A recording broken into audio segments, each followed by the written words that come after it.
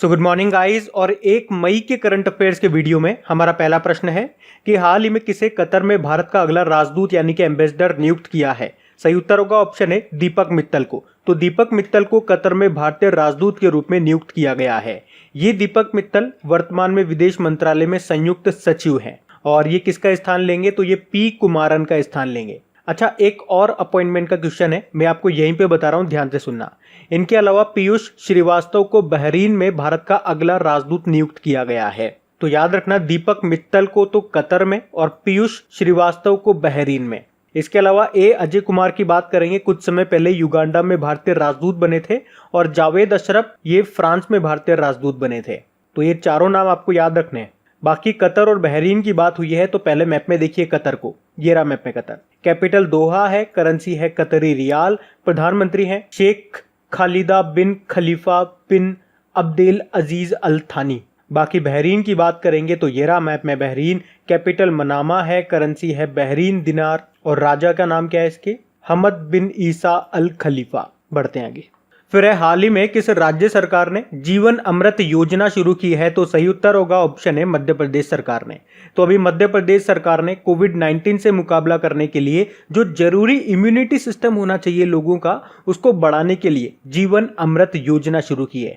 तो इसमें क्या होगा, तो इसमें आयुष विभाग के द्वारा तैयार किए गए त्रिकूट चूर्ण, जिसे अदरक, पीपल, काली मिर्च मिला करके तैयार किया गया है, उसके पैकेटों को संक्रमण वाले क्षेत्रों में नागरिकों को मुफ्त में बांटे जाएंगे। साथ ही राज्य सरकार ने 1 करोड़ लोगों को 50 ग्राम के इन पैकेटों को बांटने का लक्ष्य रखा है। अब बात यहाँ पे मध्य प्रदेश की है तो ये रहा मैप में मध्य प्रदेश, कैपिटल इसकी भोपाल है। याद रखना, भारत का ई वेस्ट क्लिनिक आपका भोपाल में ही खुला है। मुख्यमंत्री फिर से बन गए शिवराज सिंह चौहान, गवर्नर लालजी दास टंडन है। और अभी आपको याद होगा कुछ समय पहले मध्य प्रदेश सरकार ने जीवन शक्ति योजना भी शुरू की थी, और कोविड-19 योद्धा कल्याण योजना भी शुरू की थी, और मध्य प्रदेश सरकार ने एस्मा भी लागू किया था। एस्मा के बारे में मैंने आपको डिटेल में समझाया था। उसके अलावा मध्य भारत का पहला मेगा फूड पार्क ये कहाँ पे बना है, मध्य प्रदेश के देवास में बना है। और याद रखना, देश का पहला हीरा संग्रहालय ये भी मध्य प्रदेश में बना है, मध्य प्रदेश के छतरपुर में। देश का पहला मकड़ालय ये भी मध्य प्रदेश में बना है, मध्य प्रदेश के जबलपुर में। और अभी मध्य प्रदेश के मुख्य सचिव बने थे कौन, इकबाल सिंह। और मध्य प्रदेश ने रेडियो स्कूल भी शुरू किया। और मध्य प्रदेश में जो इंदौर शहर है वो ड्रोन की सहायता से शहर को सैनिटाइज करने वाला पहला शहर बना था। और अभी इंदौर में ही याद रखना, देश का पहला और दुनिया का दूसरा इन्फेंट्री म्यूजियम भी बनेगा। तो ये कुछ पॉइंट्स ध्यान रखना, बढ़ते हैं आगे। और गाइज, अगर वीडियोस आपको अच्छे लग रहे हैं, मेरी मेहनत अच्छी लग रही है और ये वाकई अगर आपके लिए हेल्पफुल है, तो प्लीज वीडियो को शेयर जरूर किया कीजिए। अगर इन वीडियोस से आपकी हेल्प होती है तो आप लोग मेरी हेल्प जरूर करें इन वीडियोस को लाइक और शेयर करके, ताकि इन वीडियोस को कंटिन्यू रखने में मुझे भी आपका सपोर्ट मिल सके। तो प्लीज इसे लाइक और शेयर जरूर करना। और अगर आप में से कोई इस वीडियो को फर्स्ट टाइम देख रहा है तो इस चैनल को आप सब्सक्राइब कर लीजिए, और सब्सक्राइब करने के बाद में पास में जो बेल आइकन आएगा उसे आप दबाना बिल्कुल मत भूलिएगा, क्योंकि आपको वीडियोस के नोटिफिकेशन तभी मिलेंगे जब आप बेल आइकन को प्रेस करोगे। तो चलिए अब बढ़ते हैं आगे। फिर है, हाल ही में यूनाइटेड नेशन में भारत के स्थायी प्रतिनिधि के रूप में किसे नियुक्त किया गया। सही उत्तर होगा ऑप्शन ए टी.एस. तिरुमूर्ति को। तो अभी टी.एस. तिरुमूर्ति को संयुक्त राष्ट्र में भारत का नया स्थायी प्रतिनिधि नियुक्त किया गया है।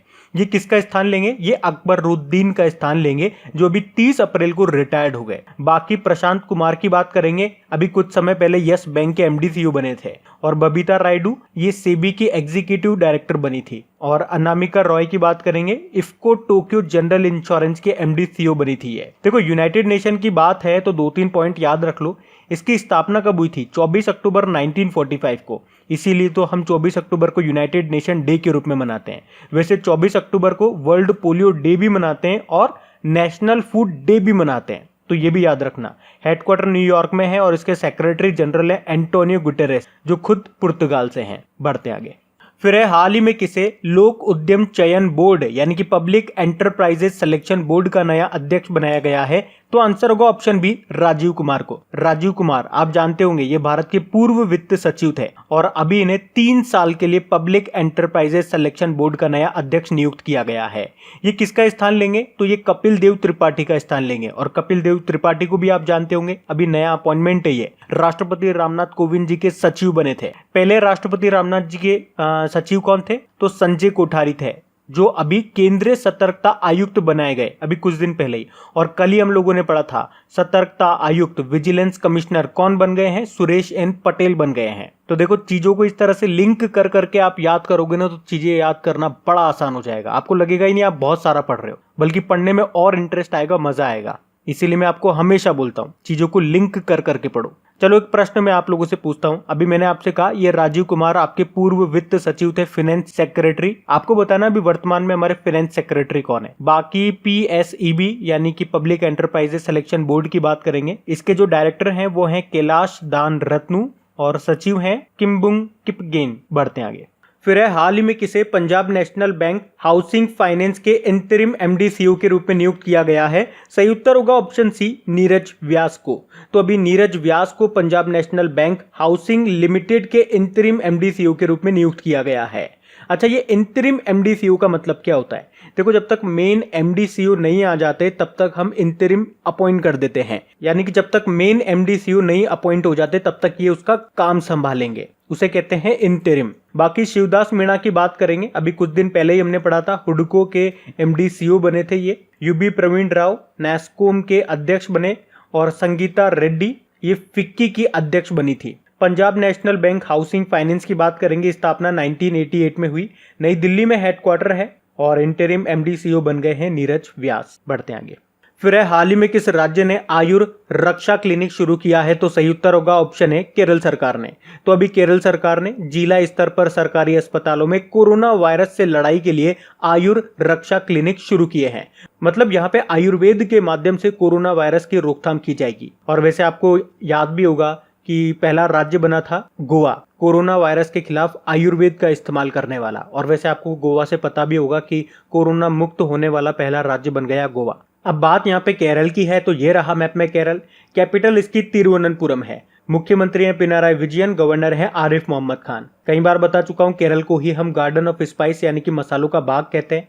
और अभी केरल सरकार ने ही कर्मी बोट नाम का एक रोबोट भी लॉन्च किया था। और केरल सरकार ने ही रैपिड स्क्रीनिंग के लिए तिरंगा नाम का एक वाहन भी लॉन्च किया था। उसके अलावा अभी कम लागत वाली कोविड-19 डायग्नोस्टिक किट जिसका नाम था चित्रा जीन लैंप N, उसको भी इसने लॉन्च किया था। बात करेंगे जियो फेंसिंग एप्लीकेशन का प्रयोग करने वाला ये पहला राज्य बना था। उसके अलावा एक दरवाजा वितरण योजना भी शुरू की इसने। अच्छा, यहाँ पे एक मंदिर है जो काफी बार एग्जाम में आता है और ये तो अभी न्यूज में भी रहा था। मंदिर का नाम है सबरीमाला मंदिर। और न्यूज में क्यों रहा था? क्योंकि सुप्रीम कोर्ट ने इसके गहनों की सूची बनाने के लिए, उनका मूल्यांकन करने के लिए CN रामचंद्रन को नियुक्त किया था।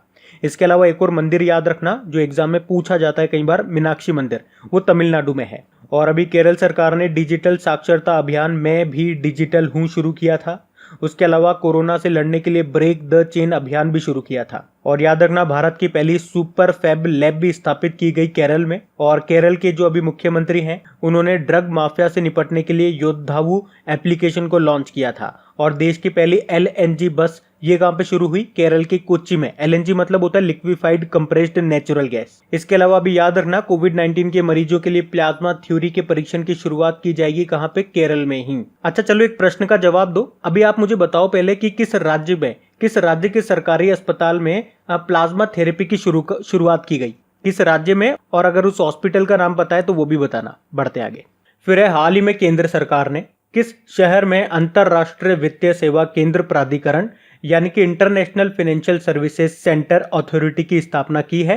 तो आंसर होगा ऑप्शन बी, गांधीनगर में। तो अभी केंद्र सरकार ने अंतरराष्ट्रीय वित्तीय सेवा केंद्र प्राधिकरण की स्थापना की है और इसका जो मुख्यालय होगा, जो हेडक्वार्टर होगा, वो गुजरात के गांधीनगर में स्थापित किया जाएगा। इसमें टोटल 9 सदस्य होंगे जिन्हें भारत सरकार के द्वारा नियुक्त किया जाएगा और प्रत्येक का जो कार्यकाल होगा, टाइम पीरियड होगा, वो 3 साल का होगा। अच्छा, इसका काम क्या होगा? तो भारत में इंटरनेशनल फाइनेंशियल सर्विस सेंटर यानी कि अंतरराष्ट्रीय वित्तीय सेवा केंद्रों में वित्तीय बाजारों यानी कि फाइनेंशियल मार्केट और इंश्योरेंस, डिपॉजिट, सिक्योरिटीज, मतलब सभी तरह के फाइनेंशियल सर्विसेज को ये रेगुलेट करने का काम करेगा। तो याद रखना इसका हेडक्वार्टर कहां पे बनाया जाएगा? गांधीनगर में। बढ़ते हैं आगे। फिर है हाल ही में किस भारतीय मूल की लड़की ने मंगल ग्रह के पहले हेलीकॉप्टर का नाम रखा है? तो सही उत्तर होगा ऑप्शन सी, वनीजा रूपाणी ने। तो ये अमेरिका के अल्बामा में रहने वाली 17 साल की भारतीय मूल की लड़की हैं जिनका नाम है वनीजा रूपाणी। एक्चुअल में इन्होंने नासा की एक नेम द रोवर नाम से प्रतियोगिता हुई थी, उसमें पार्टिसिपेट किया था और इनका नाम चुन लिया गया। अच्छा, इस हेलीकॉप्टर का नाम क्या रखा इन्होंने? इंजीन्यूटी। जिसका मतलब होता है किसी व्यक्ति का आविष्कारिक चरित्र। और आपको बता दूं, नासा अपने मंगल मिशन को इसी साल जुलाई में लॉन्च करेगा, जो अगले साल फरवरी तक मंगल ग्रह के जेजेरो क्रेटर में लैंड करेगा। अच्छा, बाकी ये जो नाम है आपको सुने सुने लग रहे होंगे, अभी हमने पढ़े भी थे, जैसे कि मनीषा सिंह की बात करेंगे। अभी प्रेसिडेंट डोनाल्ड ट्रंप ने OECD में अमेरिकी दूत के रूप में इनको नियुक्त किया था। रो खन्ना की बात करेंगे, व्हाइट हाउस के कोरोना वायरस सलाहकार परिषद में नियुक्त किया गया था। सुदर्शन बाबू, इन्हें अभी डोनाल्ड ट्रंप ने ही साइंस बोर्ड में सदस्य के रूप में नियुक्त किया था। इसके अलावा सीमा वर्मा का नाम भी आपको याद होगा, अमेरिका की कोरोना वायरस टास्क फोर्स में शामिल किया गया था उनको। और सीमा नंदा का नाम भी याद होगा आपको, डेमोक्रेटिक नेशनल पार्टी के CEO का पद से इस्तीफा दे दिया था इन्होंने। तो ये अभी कुछ रिसेंट में आए नाम थे, ध्यान रखना इनको भी। बढ़ते आगे। फिर है, हाल ही में किस राज्य सरकार ने नेबरहुड क्लासेस शुरू की है? तो आंसर होगा ऑप्शन बी, त्रिपुरा सरकार ने। अच्छा, इसमें होगा क्या? तो इसमें हर टीचर को अपने घर में या अपने आस पड़ोस में किसी भी एक स्टूडेंट के घर में सोशल डिस्टेंसिंग रखते हुए मैक्सिमम 5 बच्चों को पढ़ाना होगा। अभी आपको पता है लॉकडाउन चल रहा है, सभी स्कूल वगैरह बंद है, बच्चे घर में बैठे हुए हैं। वैसे तो उनकी पढ़ाई कराने के लिए ऑनलाइन और टीवी वगैरह पे प्रोग्राम चलाए जा रहे हैं, क्लासेस चलाई जा रही है, लेकिन इन सब के अलावा ये चीज भी शुरू की है त्रिपुरा सरकार ने। क्या बोला है इसको? नेबरहुड क्लासेस, ताकि बच्चों का पढ़ाई में नुकसान न हो। बाकी त्रिपुरा की बात है तो ये रहा मैप में त्रिपुरा, कैपिटल अगरतला है, मुख्यमंत्री हैं बिप्लब कुमार देब और गवर्नर है रमेश बैस। अच्छा, एक बार एग्जाम में प्रश्न आया था कि खर्ची पूजा ये जो हिंदू फेस्टिवल है किस राज्य का है? तो त्रिपुरा का है, याद रखना। त्रिपुरा हाईकोर्ट के चीफ जस्टिस का नाम है अखिल कुरैशी। और याद रखना जो त्रिपुरा राज्य है वो बांग्लादेश से 3 तरफ से घिरा हुआ है। बांग्लादेश, याद रखना, भारत सबसे ज्यादा जो बाउंड्री शेयर करता है वो बांग्लादेश के साथ ही करता है। बढ़ते आगे। फिर है, हाल ही में किस राज्य की सरकार ने सभी पत्रकारों के लिए 50 लाख रुपए के जीवन बीमा कवर की घोषणा की है? तो सही उत्तर होगा ऑप्शन बी, असम सरकार ने। तो अभी असम के जो मुख्यमंत्री है सर्बानंदा सोनोवाल, उन्होंने कहा है कि जो भी फ्रंट लाइन पत्रकार है, मतलब कोविड-19 को जो कवर कर रहे हैं, अपनी जान को दांव पे लगा करके, भाई घर से बाहर निकलना मतलब जान को दांव पे लगाना, तो ऐसे पत्रकारों को असम की सरकार 50 लाख रुपए का जीवन बीमा कवर देगी। अच्छा, इसी से मिलती जुलती न्यूज मैं आपको बता दूं यहीं पे, ताकि चीजें आपको लिखने में और याद करने में आसानी रहेगी।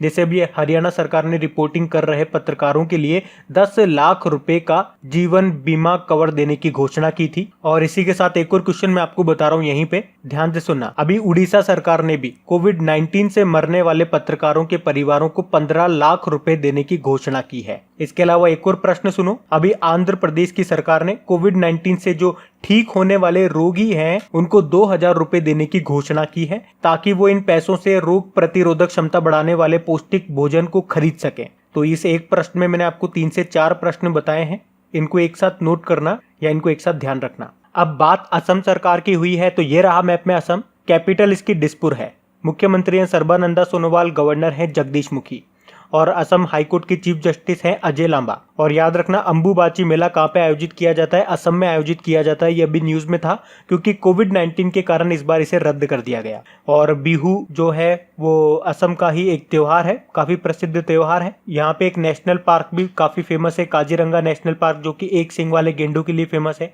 इसके अलावा नामेरी नेशनल पार्क है, यहाँ पे मानस नेशनल पार्क है, डिब्रू शिखोवा नेशनल पार्क है और औरंग नेशनल पार्क भी है यहाँ।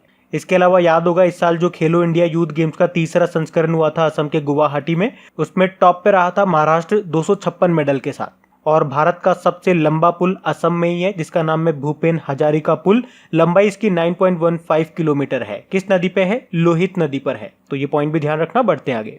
फिर है, हाल ही में किस बैंक ने रिलायंस कैपिटल में 6.43% की हिस्सेदारी का अधिग्रहण कर लिया है, यानी कि एक्विजिशन कर लिया, खरीद लिया है? तो आंसर होगा ऑप्शन बी, HDFC बैंक में। एक्चुअली में कर्ज में डूबी रिलायंस कैपिटल ने अपने कुछ शेयर्स HDFC बैंक के पास गिरवी रख के लोन लिया था। तो अभी नियमों के अनुसार, शर्त के अनुसार 10 रुपए प्रति शेयर के हिसाब से उसके 25.27 करोड़ शेयर खरीद लिए हैं HDFC बैंक में।